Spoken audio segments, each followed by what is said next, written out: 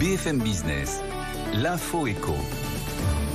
Il est 9h, bonjour à tous. La charge de Laurent Berger contre la grève des contrôleurs à la SNCF pour le secrétaire général de la CFDT. Ce mouvement en plein week-end de Noël n'est pas justifié. La CFDT cheminots, elle a négocié avec l'employeur, elle a essayé d'obtenir des avancées. Il y a eu des avancées, un certain nombre d'avancées salariales qui ont été obtenues pour des personnels qui n'ont pas des situations très faciles dans les trains. On le voit tous quand on le prend. Le personnel de contrôle, les contrôleurs, c'est pas forcément simple, y compris parce qu'il y a parfois des situations difficiles à gérer. Donc il y a eu des avancées. Et malgré tout, il y a un collectif, il y a des contrôleurs hors organisation syndicale, en tout cas hors la CFDT, qui ont décidé de faire grève. La CFDT n'est pas d'accord avec cette grève au moment de Noël parce que c'est très sanctionnant, c'est une sanction très lourde pour les usagers. Et la SNCF a annoncé qu'il y aurait moins de trains que prévu samedi et dimanche avec seulement 2 TGV sur 5. Le drapeau ukrainien à Washington, Volodymyr Zelensky a prononcé un discours hier devant le Congrès américain. L'Ukraine maintient ses positions et ne se rendra jamais. Premier déplacement pour le président ukrainien depuis le début de l'invasion russe. Afin de rencontrer Joe Biden à la Maison-Blanche, le président américain lui a promis de renforcer sa défense aérienne avec les missiles Patriot les plus sophistiqués de l'arsenal américain. Les parlementaires américains doivent voter une nouvelle enveloppe de 45 milliards de dollars. L'OMS se dit très préoccupée sur la situation sanitaire en Chine depuis la levée des restrictions Covid. Tout a pris fin d'un coup ou presque pour répondre à une contestation inédite. Depuis, les hôpitaux et les crématoriums sont surchargés et des stades sont transformés en hôpitaux de fortune à Pékin pour faire face à la flambée des cas. L'autorité européenne de la sécurité des aliments s'inquiète de la grippe aviaire qui touche les élevages et l'épidémie la plus dévastatrice qui a connu l'Europe, nous dit l'organisme. 37 pays touchés, la France est l'une des plus concernées. 50 millions de volailles abattues depuis plus d'un an sur plus de 2500 foyers détectés. Microsoft écope d'une amende de 60 millions d'euros en France. C'est le record 2022 pour ne pas avoir respecté les règles concernant les cookies publicitaires. La CNIL reproche à l'entreprise de ne pas avoir simplifié le refus de tous les cookies sur son moteur de recherche Bing.com.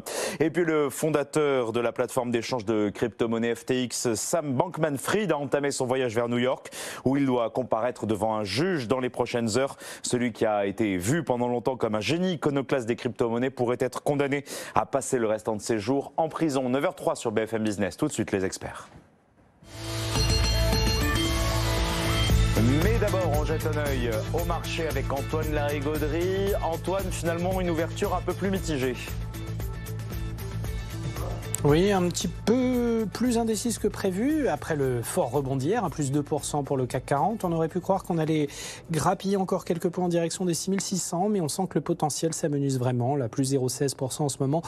6590 points, plus 0,18 pour l'Eurostock 50 et plus 0,15 pour le DAX à Francfort. Sentiment un petit peu plus indécis alors qu'on attend des chiffres importants en termes de croissance du côté de la Grande-Bretagne, du côté des États-Unis. Ce sont des révisions des estimations du troisième trimestre.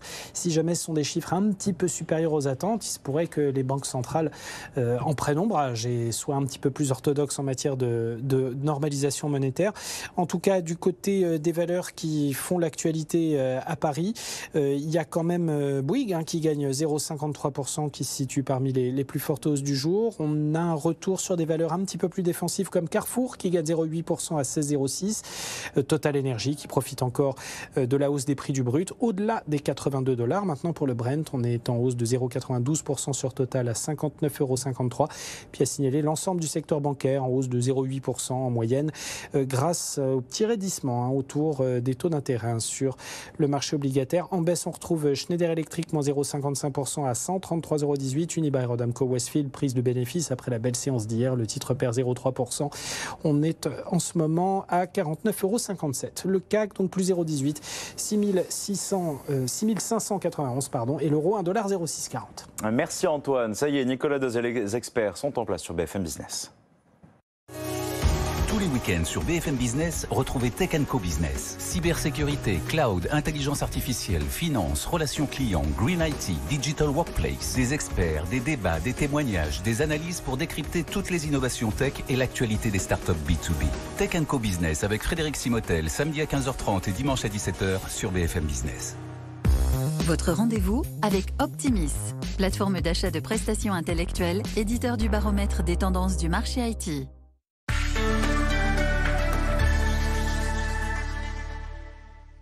Tout s'est cassé la figure il y a 3 ans. Je me suis sentie très abandonnée. J'avais froid et j'avais faim. La rue, elle est très cruelle. C'est pas facile, hein. J'ai été hébergé par la Mitpa. Je me suis senti comme un être humain. Aujourd'hui, je me sens bien, c'est moi.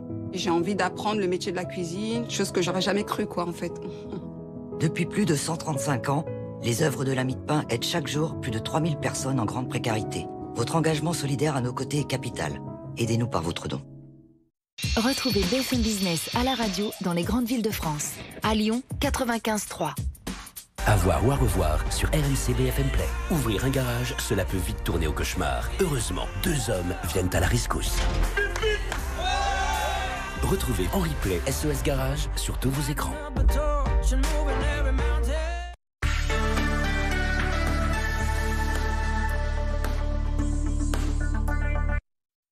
BFM Business et toute la rédaction vous souhaitent de joyeuses fêtes. Votre rendez-vous avec la Banque de Lubac et Compagnie, entreprise, institutionnelle et particulier, la banque sur mesure depuis 1924.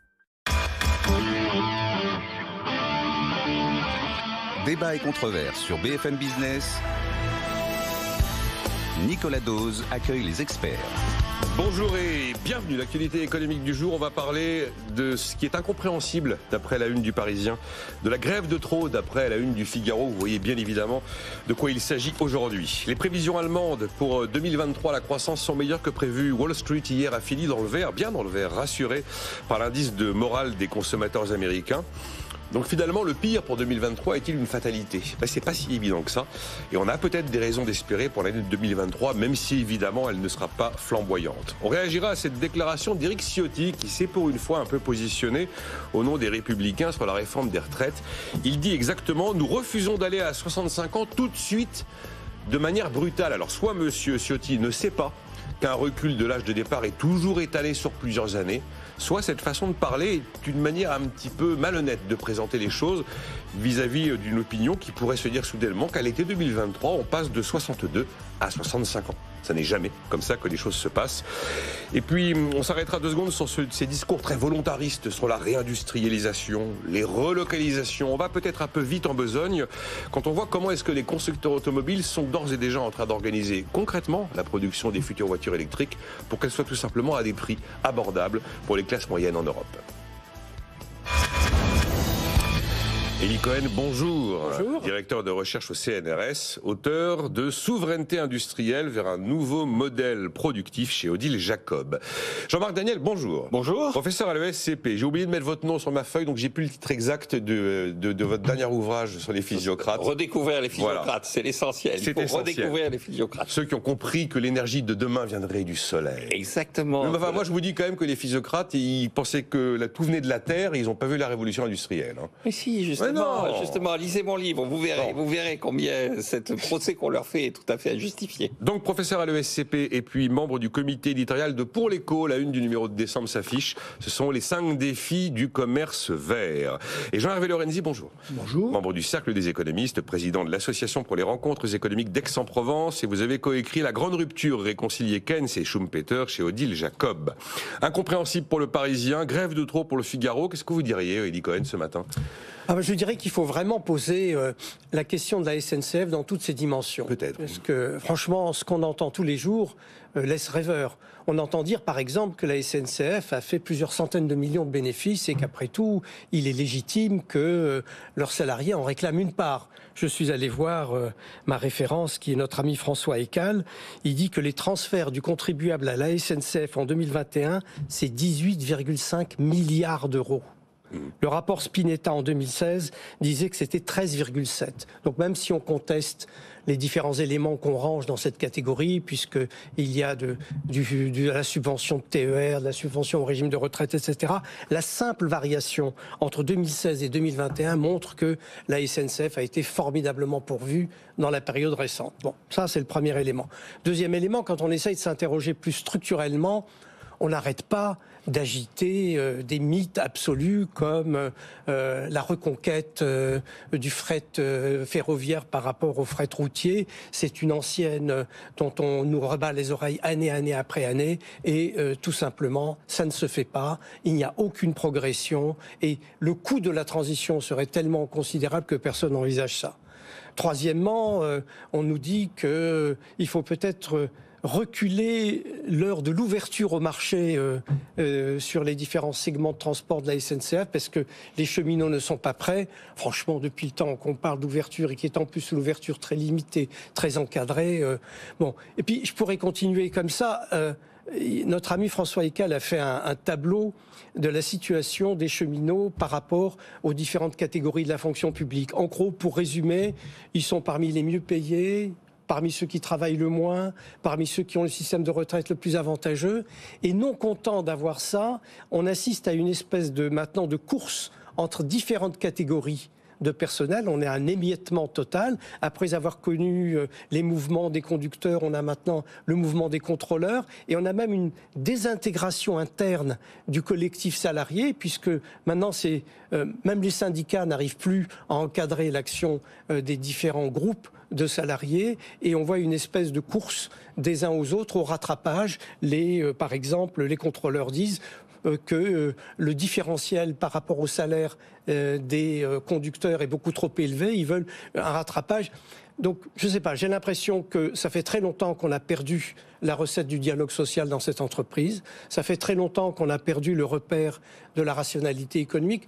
Même les données comparatives, par exemple, sur la productivité des agents du transport ferroviaire en France par rapport aux différents pays européens montrent qu'on a un problème également de productivité. Donc, vraiment, je crois que le moment est venu de remettre à plat complètement et d'arrêter d'être suspendu chaque vacances de Noël, chaque jour de l'an, à la menace d'une grève qui va désorganiser les vacances des Français. J'ajoute un dernier élément. En plus, quand vous demandez aux jeunes ménages s'ils ont les moyens de se payer un voyage par train pendant la période des fêtes en particulier, c'est tout simplement pas possible, tellement c'est cher, à cause des modulations que la SNCF introduit.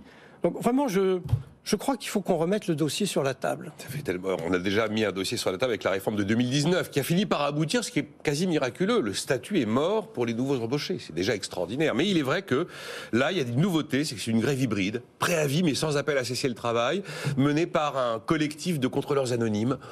Les syndicats eux-mêmes savent. Et vous avez vu, les visages sont flous. Les visages sont flous. Jean-Hervé Lorenzi. Oui, je suis évidemment tout à fait d'accord sur l'exposé très brillant de mon ami Elie. Je rajoute juste un point, c'est que je viens d'entendre Laurent Berger, qui considère, qui est quand même très, très important, qui n'est pas le premier syndicat chez Cheminot, mais qui indique qu'évidemment, c'est en réalité non voulu par les syndicats, en tout cas non voulu par la CFDT. Oui. Donc on est dans un dispositif dans lequel, du pire va arriver le meilleur. Tu as raison, Élie, on va mettre sur le tapis l'ensemble du sujet. Peut-être faut-il interdire que des jours notamment de la fête qui concerne toutes les familles françaises, on ne puisse pas en réalité rentrer en grève. Là, c'est quand même hallucinant. Il y aurait un problème de droit si on décidait qu'on interdit la grève du 24 ou du 25. Mais bon, je suis sûr de ça. Il faut quand même réfléchir. On a beaucoup réfléchi au problème de limitation, non pas du droit de grève, mais des conditions dans lesquelles ce droit de grève s'exprimait. Et je pense que ça pose un problème. Derrière tout ce que Elie a dit, je rajoute un mot qu'il n'a pas prononcé, mais c'est le statut même de la SNCF qu'il faut à un moment remettre sur la table. On le refera pas. En réalité, on va pas rouvrir le sujet du statut pour ceux qui ont bénéficié aujourd'hui. Non, je parle du statut de l'entreprise. Ah, de l'entreprise. De l'entreprise. On vit avec une espèce de vache sacrée depuis maintenant, en disant c'est le Conseil national de la résistance. Il n'y en a pas dessus la tête de tout ça. Tout le monde, la France entière n'en peut plus. Donc maintenant, ça suffit. Et je pense même que l'attitude des syndicats autorise en tous les cas beaucoup de liberté dans la discussion qui va s'ouvrir à un moment ou à un autre. Ce qui est en train de se passer, c'est hallucinant pour tout le monde. Sauf erreur de ma part, au terme de la réforme de la SNCF, elle a un statut qui doit être unique en France. C'est une société anonyme à capitaux publics. C'est son statut. C'est même pas un EPIC, on ne sait plus trop ce que c'est. Il y a un auditeur qui s'appelle Tanet qui me dit « Pourrions-nous laisser la SNCF faire faillite, Jean-Marc Daniel ?» Oui, je pense que c'est une solution. D'ailleurs, certains alors là, on n'aura plus de train du tout. Certains ont plaidé pour ça. Jacques Delplat, je me souviens, à plusieurs reprises, a dit il faut aller jusqu'au bout. Je crois que Élie l'a rappelé, c'est-à-dire que les cheminots mettent en avant le fait que la SNCF, sur le plan comptable, va dégager des excédents. Ça veut dire quoi? Alors qu'elle a des subventions colossales. Ça veut dire que la subvention est mal calibrée. En fait, quand on regarde l'attitude de Bercy, Bercy est toujours pris entre... Elle est calibrée. Mais quand elle fait, si elle fait des bénéfices, qu'ils se donnent trop à la SNCF. Oui, il y a des éléments dans le rouge qui suivent aussi. Oui, exactement. Ça veut dire tout l'argent ne va pas au réseau voyageurs. Il y a de l'argent pour l'investissement. Mais globalement, quand vous regardez comment fonctionne Bercy, Bercy est toujours dans un dilemme. Est-ce que on sous-calibre la subvention à la SNCF pour l'obliger à faire des efforts, ce qui se traduit par le fait qu'en fait la SNCF s'endette et qu'à la fin du processus, on récupère cette dette? Ou est-ce qu'on donne... Et on doit l'effacer. Et on doit l'effacer. Et donc, ou est-ce que, au contraire, on donne une subvention relativement souple pour dire à la SNCF, vous avez les moyens de vous moderniser et tout ça, et en fait, elle ne se modernise jamais. Et donc, un des enjeux aussi, c'est la tutelle de l'État qui n'arrive pas à trouver non seulement le bon dialogue social, mais aussi le bon type de rapport qu'elle doit avoir avec la direction de la SNCF et la façon dont est gérée la SNCF. La deuxième remarque que je ferai, c'est que, effectivement, le Conseil de la Résistance, en fait, la SNCF, c'est le Front Populaire, c'est 1938. Je pense que ce discours, à l'époque, était un discours qui s'appuyait sur des entreprises qui étaient privées. Donc ça a été privé, la SNCF. Enfin, les réseaux de chemin de fer étaient privés. Alors, il y a eu des réformes, la réforme de 1857 sous le Second Empire et tout ça, mais au départ, les chemins de fer n'ont pas vocation à être des entreprises public. Et donc, au Japon, qui est le réseau le plus important et qui donne le plus de satisfaction, quand on regarde les indicateurs de satisfaction, c'est un réseau privé.